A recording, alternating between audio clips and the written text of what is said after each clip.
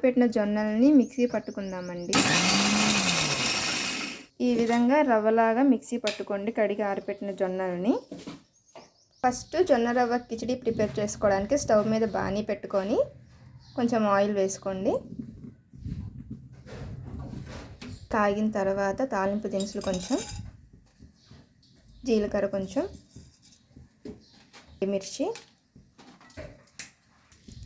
కొంచెం, లవంగం, మిరియాలు కొంచెం ఫ్రై అయిన తర్వాత కరివేపాకు వేసి ఉల్లిపాయ ముక్కలు కొంచెం, పచ్చిమిర్చి, క్యారెట్, బంగాళదుంప, టమాటో ఇవన్నీ వేసుకొని కొంచెం మగ్గనివ్వాలి.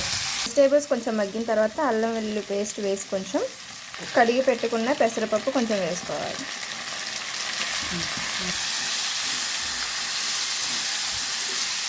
వేసిన అల్లం వెల్లుల్లి పేస్ట్ కొంచెం మగ్గనిచ్చిన తర్వాత టైంలోనే కొంచెం పసుపు, అంత సాల్ట్ వేసుకొని తిప్పాలి. కప్పు జొన్న రవ్వకి 3 కప్పులు వాటర్ పోసుకుందాము.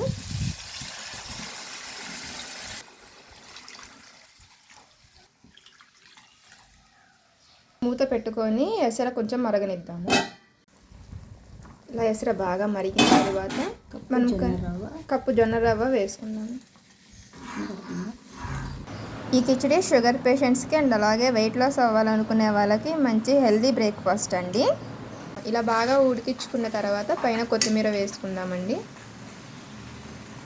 కొత్తిమీర వేసుకొని మరో 2 నిమిషాలు మగ్గించుకుందాము. ఎంతో రుచికరమైన జొన్న రవ్వ కిచిడి రెడీ అయిపోయిందండి.